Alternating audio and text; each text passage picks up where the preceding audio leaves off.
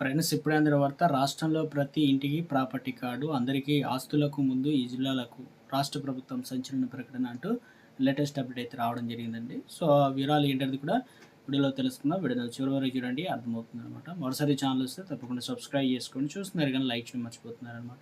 Like చేయండి. వీళ్ళకైతే ప్రజలకు సంబంధించి ఆస్తులకు సంబంధించి భద్రత కల్పించేది కీలక నిర్ణయం తీసుకున్నారు. నగరాలు పట్టణాల్లో ప్రతి పట్టణానికి ప్రాపర్టీ కార్డు జారీ చేయనున్నారు.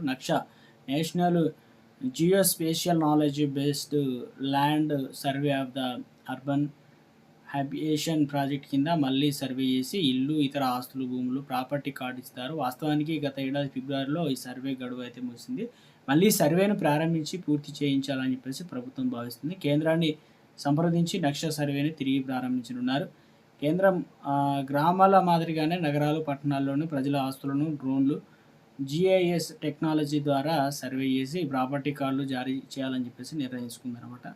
కేంద్రం 2024 నక్షా ప్రాజెక్టును మొత్తం 152 నగరాల్లో, పట్టణాల్లో ప్రారంభించింది. ఏపీలోని కాకినాడ, ఏలూరు, గుంటూరు, మంగళగిరి, తాడేపల్లి, ఒంగోలు, నెల్లూరు, తిరుపతి, కుప్పం, అనంతపురం అంటే ప్రాజెక్టు కోసం ఎంపిక చేశారనమాట. ఆంధ్రప్రదేశ్ రాష్ట్రంలో సంచలన నిర్ణయం తీసుకున్నారు. వాస్తవానికి గత ప్రభుత్వ హయాంలో ఇక సర్వే పూర్తి చేసిన తర్వాత రికార్డు ఎంట్రీ, మ్యాపింగ్ మాత్రం చేపట్టలేదన్నమాట. ఇక తెలంగాణ విషయానికి వచ్చినట్లయితే సో భూముల ధరలు అయితే పెంచుతూ ఉన్నారు, గ్రీన్ సిగ్నల్ అయితే అందిస్తున్నారు. అదేవిధంగా త్వరలో ముఖ్యంగా వాలంటీర్ వ్యవస్థ అయితే తీసుకొస్తున్నారు. వ్యవసాయానికి సంబంధించి ఎవరైతే పంట వేస్తున్నారు ఏంటి ఎలాంటి అంటే భూముల ఆరోగ్య పరీక్షకు సంబంధించి త్వరలో ఇప్పటికే శిక్షణ అనేది కంప్లీట్ చేసే ప్రయత్నం చేశారు కదా. సో ఇప్పుడు ముఖ్యంగా దేశంలో పలు రాష్ట్రాల్లో ప్రాపర్టీ కార్డులు జారీ చేసేందుకు సిద్ధమవుతున్నారు. ఇక్కడ తెలంగాణ రాష్ట్రంలో హైడ్రా అనేది ఉంది కదా.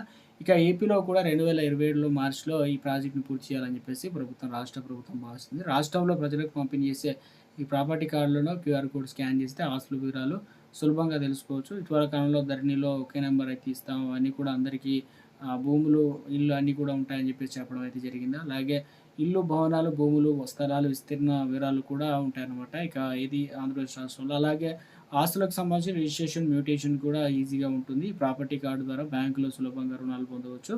అలాగే మున్సిపల్ శాఖ అధికారులు కూడా చాలా ఉపయోగకరంగా ఉంటుందంటున్నారు.